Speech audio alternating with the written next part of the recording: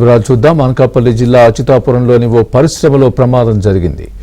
SEZలోని Essentia కంపెనీలో reactor పేలింది. ఈ ప్రమాదంలో 20 మంది కార్మికులు గాయపడ్డారు. గాయపడిన వారిని స్థానిక ఆసుపత్రికి తరలించారు. ప్రమాదంలో భారీగా మంటలు ఎగసిపడుతున్నాయి.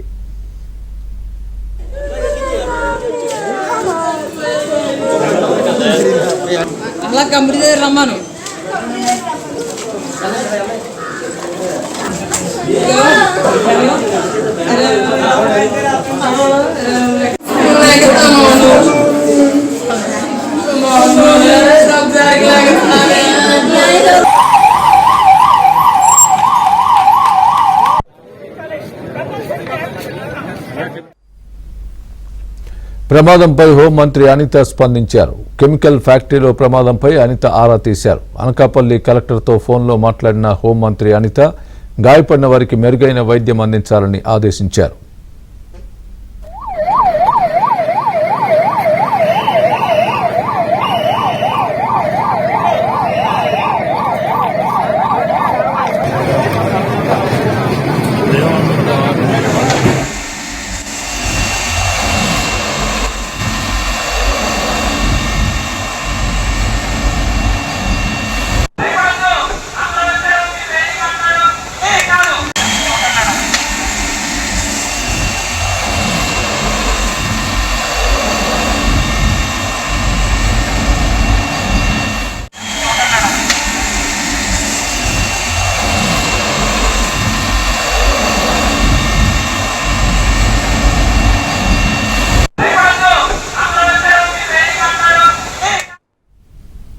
ఇదే అంశానికి సంబంధించి పూర్తి అప్డేట్ మా ప్రతినిధి సతీష్ చెబుతారు. సతీష్, పూర్తి వివరాలు ఇవ్వండి. ప్రమాదంలో ఇంతవరకు 20 మంది గాయపడినట్టుగా తెలుస్తోంది. వారి పరిస్థితి ఎలా ఉంది?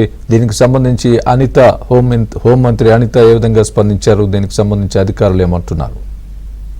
స్వామి, ఈ రోజు మధ్యాహ్నం సమయంలో అనకాపల్లి జిల్లా అచ్యుతాపురం లో ఈ ప్రమాదం చోటు చేసుకుంది. రియాక్టర్ పేలుడే ప్రమాదానికి కారణంగా ఇప్పటి వరకు కూడా అధికారులు ధృవీకరిస్తున్నారు. ఈ ప్రమాదంలో 2 మృత్యువాత పడ్డారు. అయితే మిగిలిన వారు కూడా 20 మంది వరకు కూడా గాయాలు, కొంతమందికి అయితే తీవ్ర గాయాలయ్యి వారిని ఆసుపత్రికి తరలించారు. అంబులెన్స్ లో, అదేవిధంగా సమీపంలో ఏదైతే వాహనాలు వాటిని తీసుకొని వారిని సమీపంలో ఉన్న 3 ప్రైవేట్ హాస్పిటల్, అదేవిధంగా NTR ప్రభుత్వ ఆసుపత్రి కూడా తరలించారు. అయితే వారి పరిస్థితి ప్రస్తుతం అయితే క్షేమంగా ఉన్నట్టే చెప్తున్నారు. కానీ ఇటువంటి ప్రమాదాల్లో కాలిన గాయాలు ఉండడంతో సుమారు 60-70% గాయాలతో ఉన్నప్పటికీ కూడా వారు క్షేమంగానే సురక్షితంగానే మాట్లాడతారు. కానీ వారు 2-3 రోజులు అయిన తర్వాత వారి పరిస్థితి ఏంటి అనేది చెప్పలేని పరిస్థితి ఉంటుంది. ఎందుకంటే గతంలో మనం అనుభవాలు చూస్తాం. గతంలో ఫార్మాసిటీలో ప్రమాదాలు చూస్తాం. సుమారు 50-60% కాలిన గాయాలతో ఉండేవారు. 3-4 రోజులు మాట్లాడతారు, లేదంటే వారం రోజుల పాటు వాళ్ళు క్షేమంగా వాళ్ళ బంధువులతో మాట్లాడిన తర్వాత చనిపోయే పరిస్థితులు అయితే ఉన్నాయి. కాబట్టి ప్రస్తుతానికైతే మాత్రం వీరు హాస్పిటల్లో చికిత్స పొందుతున్నారు. వారి కాలిన గాయాల శాతం ఎంత ఏంటి అనేది అయితే ఇప్పటికైతే ధృవీకరించట్లేదు. ప్రస్తుతం వారిని ప్రాథమిక చికిత్స అందే విధంగా ప్రైవేట్ హాస్పిటల్, అదేవిధంగా గవర్నమెంట్ హాస్పిటల్ వైద్యులు వారికి చికిత్స అందిస్తున్నారు. అయితే ఒక పక్క చికిత్స అందిస్తూనే మరోపక్క ఫార్మసిటీలో అయితే మంటలు అయితే మాత్రం వస్తున్నాయి. మంటలు అదుపు చేసేందుకు కూడా ఒక పక్క ఫైర్ సిబ్బంది, పోలీసులు కూడా తీవ్రంగా ప్రయత్నిస్తున్నారు. పోలీసులు రెస్క్యూ చేసి వారిని అక్కడి నుంచి సురక్షిత ప్రాంతాలు తరలిస్తున్నారు. అదేవిధంగా ఫైర్ సిబ్బంది కూడా అక్కడ మొత్తం మంటలను అద్దీసే విధంగా కూడా వారు కూడా ప్రయత్నాలు చేస్తున్నారు. ఇప్పటి వరకు కూడా నిహారిక, మోహన్, కాకినాడకు చెందిన హారిక, అదేవిధంగా మోహన్ 2 కూడా మృత్యువాత పడ్డారు. వారిని NTR ప్రభుత్వ ఆసుపత్రి తరలించారు. వారి కుటుంబ సభ్యులు కూడా తెలియజేయడం జరిగింది.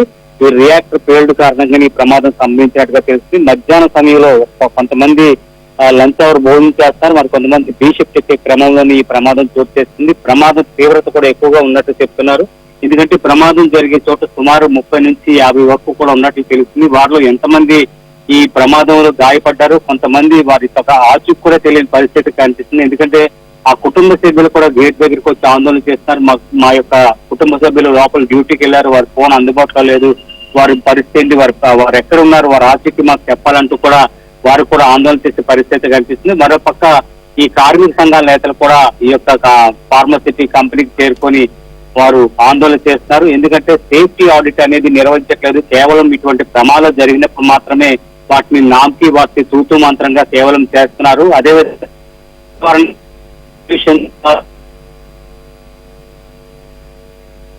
ఘటనా స్థలానికి వస్తారు, వారి యొక్క నివేదికలు ఇస్తారు తప్ప తర్వాత మాత్రం వారు చేతులు దులుపుకొని వెళ్ళిపోతున్నారు తప్ప దీనిపైన శాశ్వత పరిష్కారం లేదంటూ కూడా వారు ఆందోళన వ్యక్తం చేస్తున్నారు. అయితే దీనిపైన కూడా హోంమంత్రి అదేవిధంగా స్థానిక ఎంపీ సీఎం రమేష్ కూడా ఆ స్థానిక అధికారులతో మాట్లాడడం జరిగింది. మెరుగైన వైద్యం అందించాలంటూనే మరోపక్క ఆ పార్టీ నేతలు కావచ్చు, కార్యకర్తలు కావచ్చు, సమీపంలో ఉన్న ఎవరైనా కూడా వారిని సహాయ సహకారాలు అందించే విధంగా తక్షణ సాయం అందించాలంటూ కూడా వారికి ఆదేశాలు జారీ చేయడం జరిగింది. హోంమంత్రి నేరుగా కలెక్టర్ తో మాట్లాడి ఘటనా స్థలానికి వెళ్లి అక్కడ పరిస్థితిని సమీక్షించి ఆ సమీపంలో ఉన్న ఆసుపత్రికి తరలించాలంటూ కూడా ఆమె ఆదేశాలు జారీ చేశారు.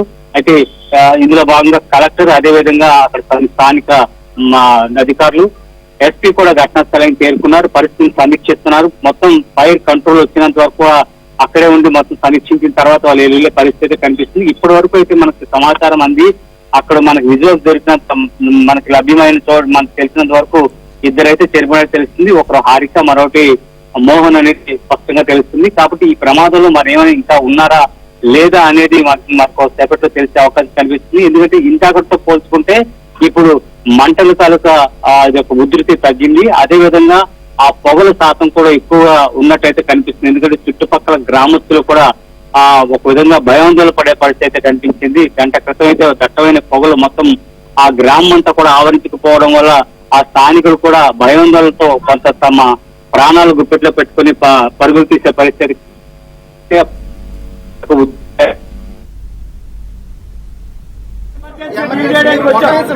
ఎమర్జెన్సీ